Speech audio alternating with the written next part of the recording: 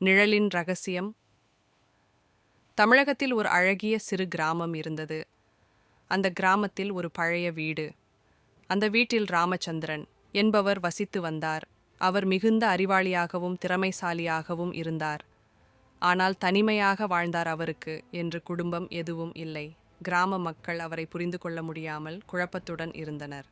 காரணம், ஒரு விசித்திரமானவராக இருந்து வந்தார். எங்கே சென்றாலும் அவரின் நிழல் அவருடன் வராது. அவருக்கென்று நிழல் கிடையாது. நிழல் இல்லாமல் அவர் வாழ்வதைக் கண்ட ஊர் மக்கள் ஆச்சரியமாக பார்த்தார்கள். ஒரு மனிதனுக்கு நிழல் இல்லை என்றால் அவர் எப்படி மனிதனாக இருக்க முடியும்? இது மனிதர்களுக்கே உரியதல்ல என்று கிராமத்து மக்கள் தங்களுக்குள் பேசிக்கொண்டிருந்தனர். ஒரு நாள் மதியம் சந்தையில் மக்கள் பொருட்களை வாங்கிக் கொண்டிருந்த நேரம் ராமச்சந்திரன் அங்கு போனார்.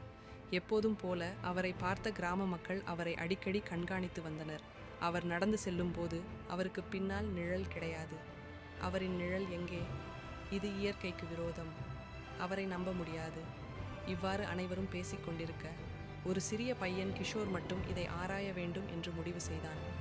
ரகசியத்தை கண்டுபிடிக்க வேண்டும் என்று ஒரு நாள் இரவு நேரத்தில் கிஷோரும் அவனது நண்பர்கள் ரவி, சுந்தர், மீரா ஆகியோருடன் அந்த வீட்டிற்கு போனான். அந்த வீடு மிகவும் பழையதாய், அதிலிருந்த மரங்கள் சிரமத்துடன் ஊசலாட காற்று வீசிக்கொண்டிருந்தது. கதவுகள் தானாக அடித்தனர். அவர்கள் வீட்டிற்கு உள்ளே செல்ல முடிவு செய்தார்கள்.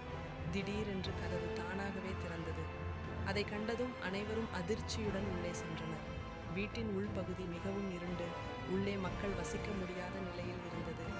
அந்த இருளுக்குள் இருந்து ஓர் ஆழ்ந்த குரல் கேட்டது. நீங்கள் உண்மையை காண வந்திருக்கிறீர்களா? அவர்கள் பயத்தில் நடுங்கினார்கள். ஆனால் கிஷோர் தைரியமாக சொன்னான், உங்கள் நிழல் எங்கே? அது தனியாக எப்படி நகர்கிறது? ராமச்சந்திரன் மெல்ல சிரித்தார். நான் மனிதனில்லை, நிழல்களின் காப்பாளர். அவர்கள் மெய்சிலிர்த்தனர். அவர்களின் அருகில் சென்று, நிழல்கள் எல்லாம் சாமானியமானவை அல்ல. சில நிழல்கள் உயிர் பெற்றவை. அவை சில நேரங்களில் மனிதர்களைப் போல செயல்படவும் செய்யும். அவர்கள் இன்னும் புரிந்து கொள்ள முடியாமல் இருந்தனர். அப்போது எதிரே இருந்த பெரிய வீணை தானாகவே கீழே விழுந்தது.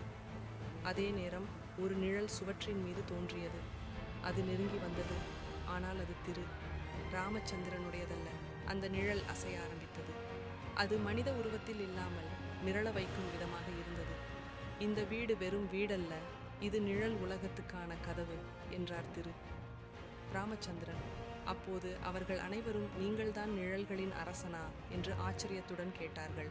அதற்கு அவர் சிரித்துக்கொண்டே ஆம் என்றார். நான் உங்களை எதுவும் செய்ய மாட்டேன். நீங்கள் இதை வெளியே யாரிடமும் சொல்லக்கூடாது என்று சொல்லிவிட்டு அங்கிருந்து சென்றார்.